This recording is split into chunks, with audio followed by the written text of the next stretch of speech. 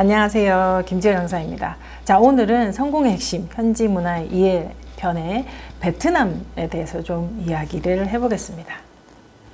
자, 한국 스타트업이 해외 진출이 어려운 이유 5가지라고 해서 스타트업 부트캠프의 디렉터가 이런 얘기를 했습니다. 5가지가 우리가 좀 부족하다. 한국 사람들은, 한국 스타트업은 좀 부족하다라고 했는데요. 그게 첫 번째, 문화에 대한 이해, 마케팅에 대한 이해, 언어적인 부분, 현지화에 대한 이해, 그리고 투자에 대한 이해라고 했습니다. 저는 현지화와 이제 문화에 대해서 지금 얘기를 좀 해보겠습니다.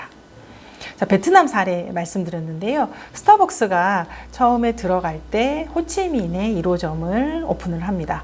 많은 글로벌 기업들이 호치민에 먼저 들어갑니다. 1호점을 오픈을 하는데요. 그 이유가 그 하노이나 호치민 이 두 지역을 비교를 했을 때 하노이는 수도잖아요. 많은 그 정부 기관들이 거기에 있고 그 정부 관련 프로젝트가 그쪽에서 많이 이루어지고 있습니다. 결정을 많이 하는 거죠. 그래서 내가 B2G 관련된 비즈니스를 한다라고 하면 이 하노이 쪽에 진출을 하는 것이 맞고요. 하지만 나의 서비스가 소비자 B2C에 가깝다라고 하면 호치민 쪽으로 진출하는 게 더 맞는 거죠. 그래서 호치민에 많은 글로벌 기업들이 1호점을 개설을 합니다. 자, 근데 잘 됐을까요? 우리나라는 뭐 스타벅스 부동의 1위죠. 근데 베트남에서는 1위, 2위는 베트남 프랜차이즈 업체가 여전히 승승장구하고 있고 3위 정도로 생각보다 잘 되지 않는 겁니다. 자, 베트남에 진출을 했을 때 스타벅스는 고민을 하게 됩니다. 자, 무엇을 알게 되었냐? 베트남은 로부스타 커피의 최대 수출국입니다. 종자가 다른 거죠. 커피의 종자가 다른 맛에 길들여진 그 현지인들에게 아라비카 커피 100%인 이 스타벅스는 이 커피를 사람들에게 판매를 하고 싶었던 겁니다. 자, 어떻게 할 것이냐? 우리의 아이덴티티를 지킬 것이냐? 아니면 이 현지화에 맞춰서 우리도 이 현지 입맛에 맞춘 커피를 제공할 것이냐에 대한 결정의 순간이 오는 거겠죠. 네.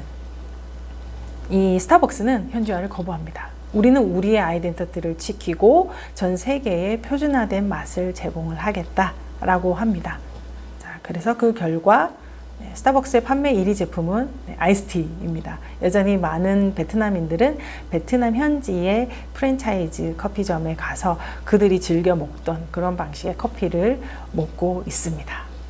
물론 스타벅스를 좋아하는 젊은이들도 점점 늘어나고 있기는 합니다.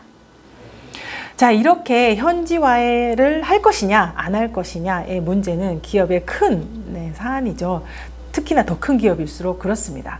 자, 예를 들어서 맥도날드도 처음에는 우리 제품으로 고수를 하고 있다가 우리의 스타일, 우리 제품의 형식으로 고수를 하고 있다가 뒤늦게 현지화를 하게 되었습니다. 여기 보시면 맥도날드가 밥을 팔아요. 밥을. 네, 신기하죠? 네, 밥을 좋아하는 그리고 식사 대용으로 그곳에 맥도날드에 가는 사람들에게 식사 정도의 양을 제공을 해야 되고요. 밥이 없으면 식사를 한 것 같지 않은 그 현지인들에게 중요한 요소가 바로 밥이었던 겁니다. 뿐만 아니라 버거킹도 처음에는 햄버거만 제공을 했다라고 하면 뒤늦게 밥을 같이 주는 이런 서비스를 제공을 하게 됩니다. 왜냐? 판매가 안 되니까. 현지화를 나중에 결정을 한 거죠. 어떻게 보면 현지 사람들이 무엇을 좋아하는지를 빠르게 캐치하지 못했거나 그 캐치를 했다고 했을 때 피보팅을 제대로 하지 못한 케이스라고 할 수 있습니다. 만약에 내가 스타트업이라면 사전에 좀 조사를 하고 그리고 갔을 때 이 판매가 되지 않으면 저런 큰 기업은 잘 살아남지만 스타트업이라면 살아남기 힘들잖아요. 빠르게 전환할 수 있는 그런 시스템을 갖추는 게 중요하겠죠.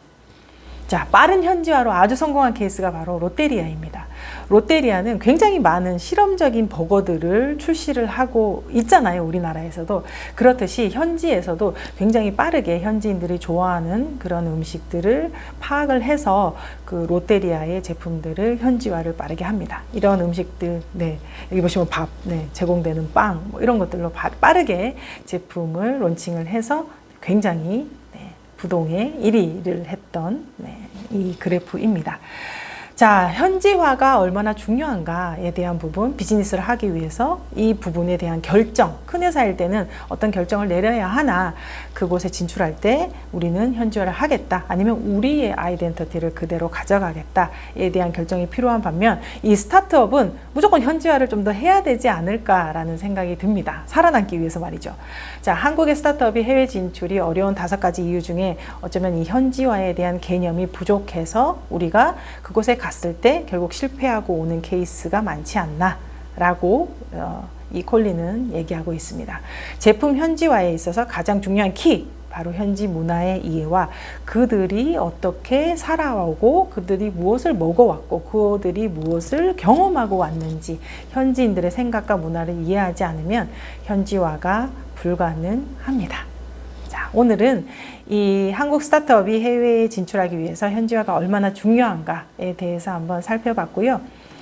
구독과 좋아요 한번 부탁드립니다. 감사합니다.